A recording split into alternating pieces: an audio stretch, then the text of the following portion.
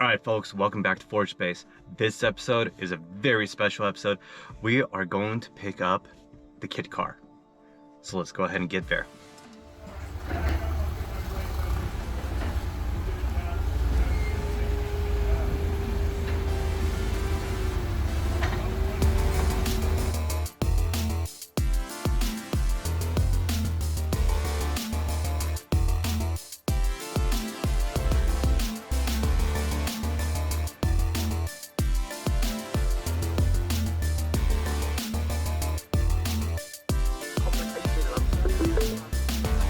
You've arrived.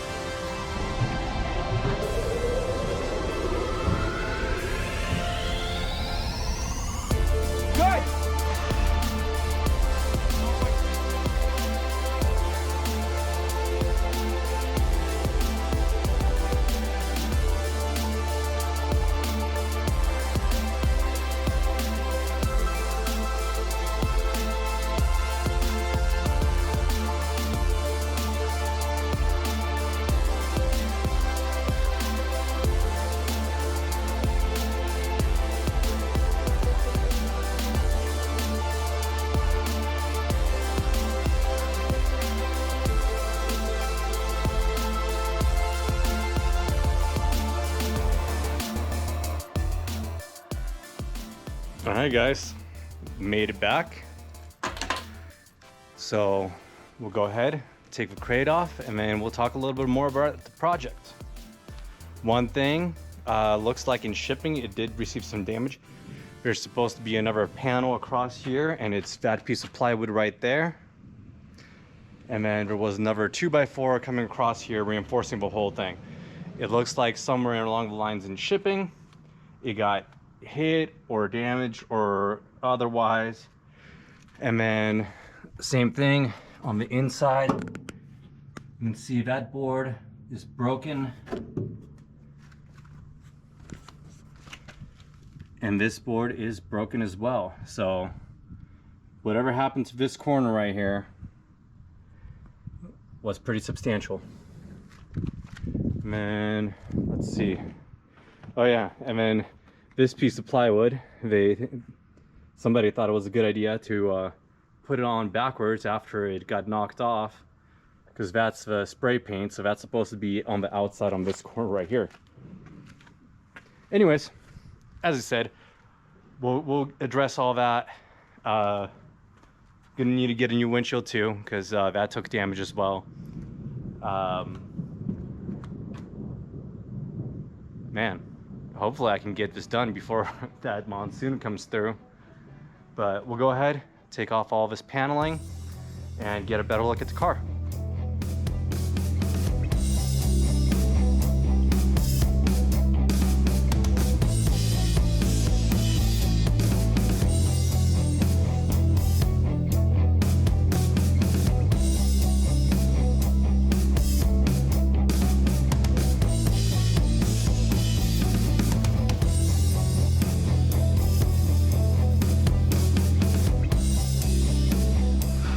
Well, I thought I was gonna make it. I didn't make it. Monsoon's coming. It's raining, so we're gonna leave it and then pick it up tomorrow.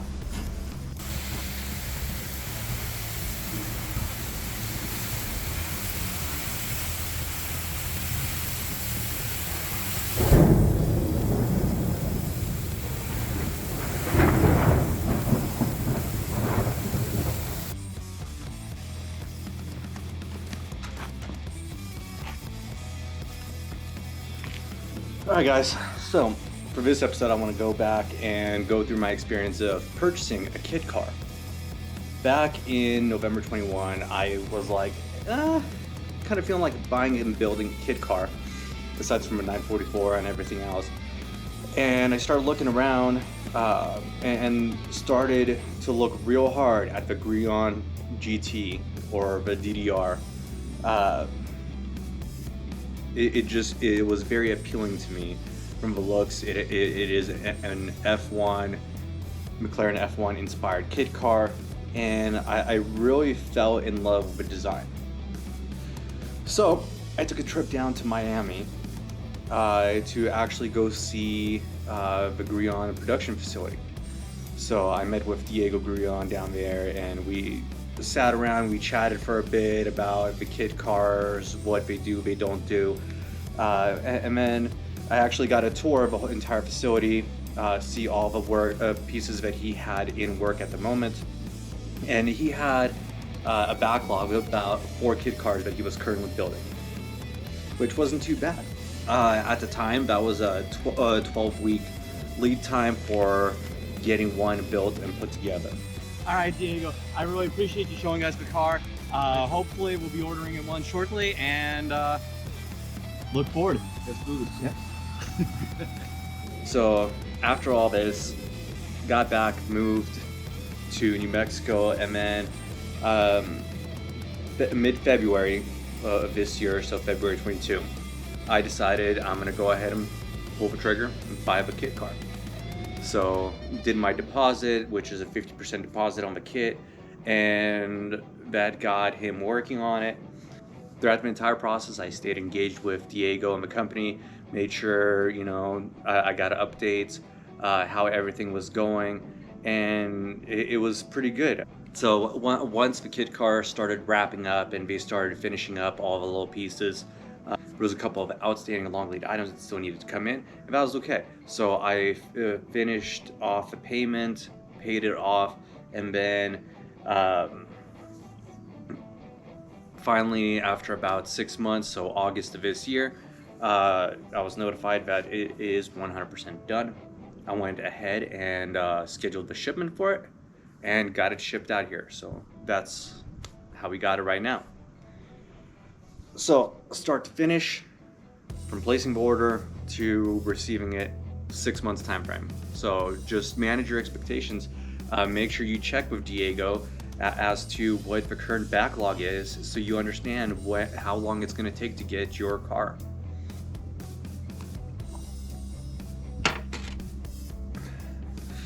So let's go ahead and take a look at what car it does come with and what it doesn't come with.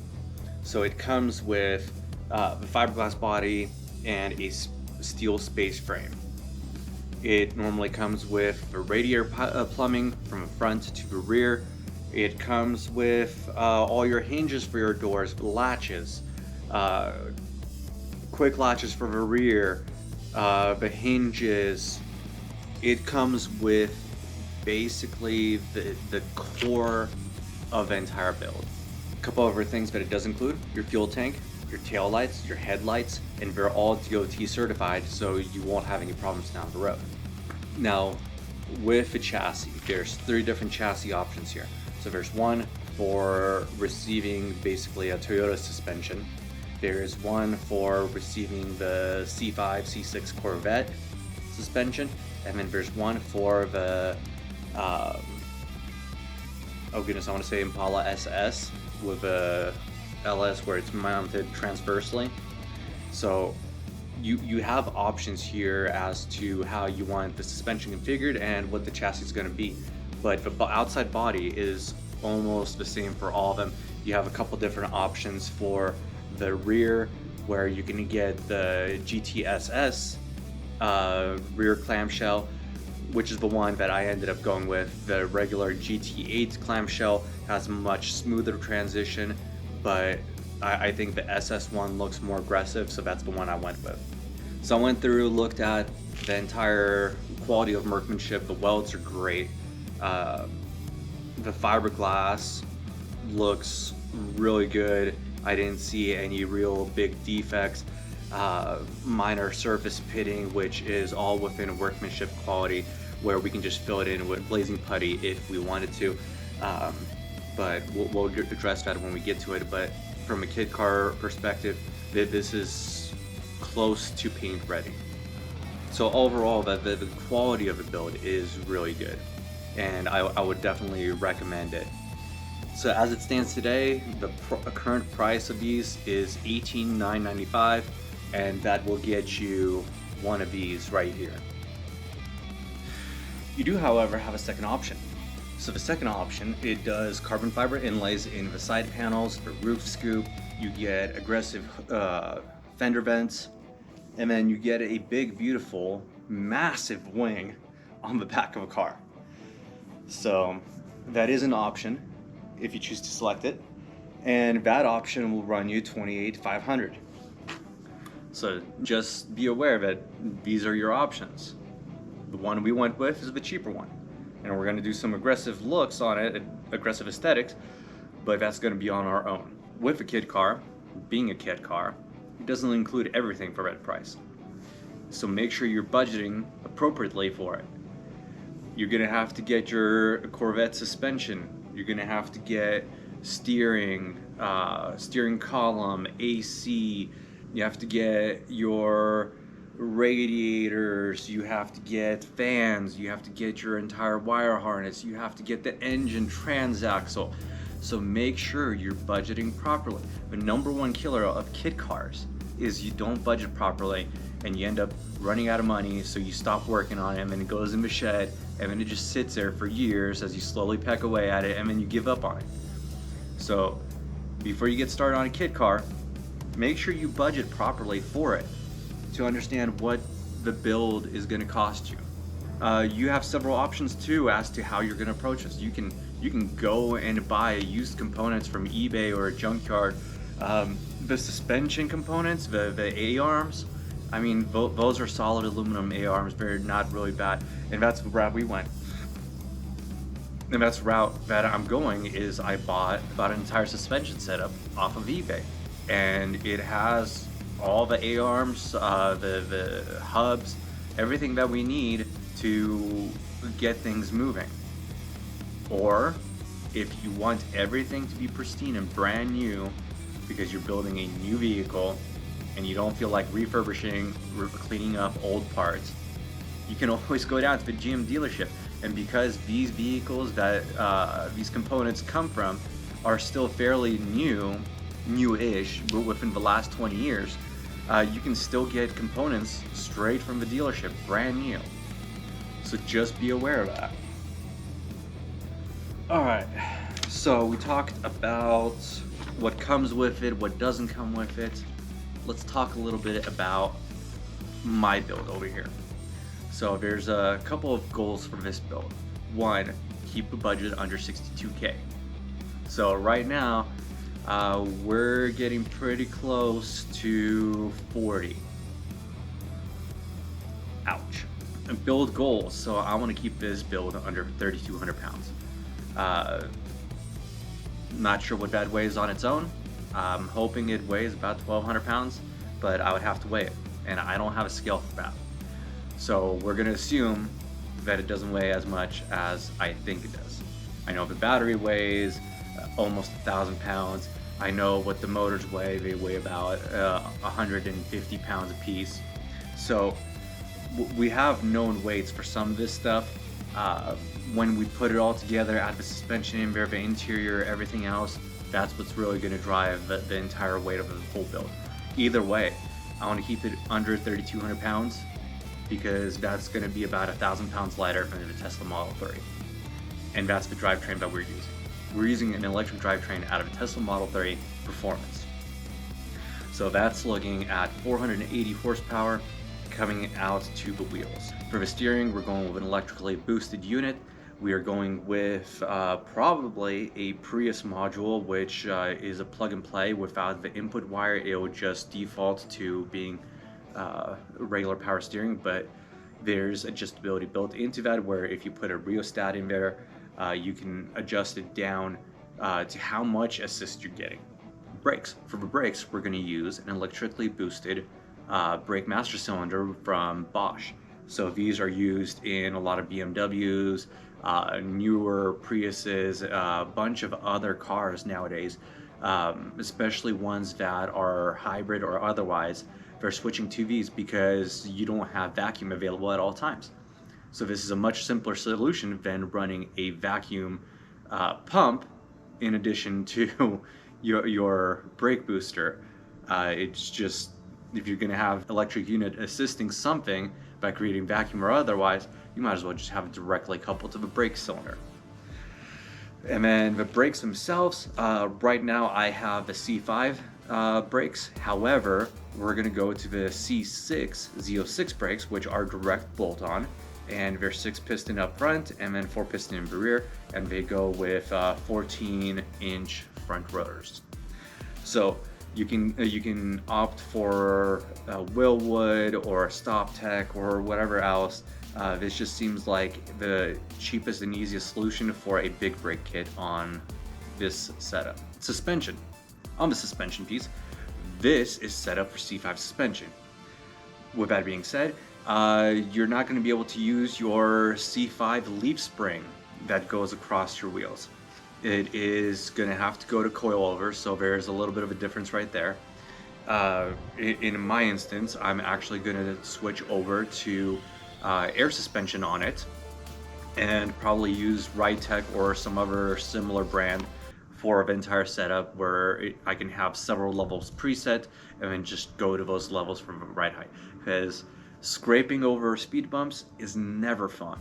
And with the air suspension, hopefully if we have enough room, we are going to make it a cantilever design, so push rod suspension, air conditioning. So this, the side windows don't open. They're not going to open. We're not going to make them open. What we are going to do is we're going to make sure that we have a good AC system in there.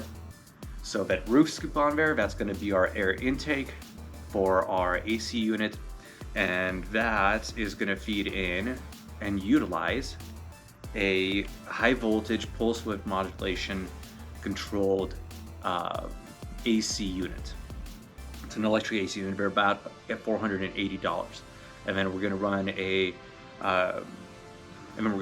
evaporator and a blower motor from one of those universal brands, just to get the air flowing through there.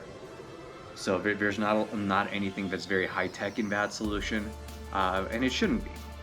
For heating, we're gonna run 2 PTC ceramic heaters, and with those, it should be 200 watts a piece on the 12-volt system, and it will get us enough heat where it will keep the cabin warm. It's not a large cabin, it's only a 2-person vehicle, and as long as we're properly insulated, it's not going to be an issue.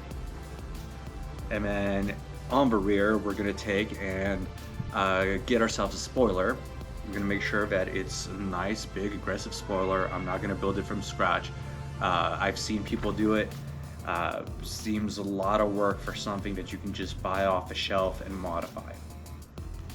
So we're going to take one of the spoilers, probably a 6-foot wide one, solid mount the front edge of it, but then on the rear edge, we're going to have active aero. So as you're braking, it's going to swing up to provide an air brake. As you're accelerating and you're going at high speed, it's going to start to level out. So we're going to have all this programmed in on an Arduino. I'm not sure if we're going to use linear actuators or if we're going to use servos yet, but it's going to be one of the two.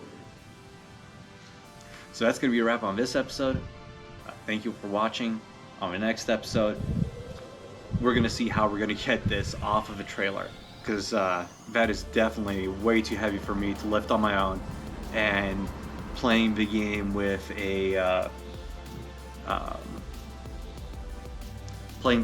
engine hoist to try to get it off there, we would have to remove the whole body. I just want to move the whole thing at once. So we'll see what we do. I'll catch you next time. Thanks for watching.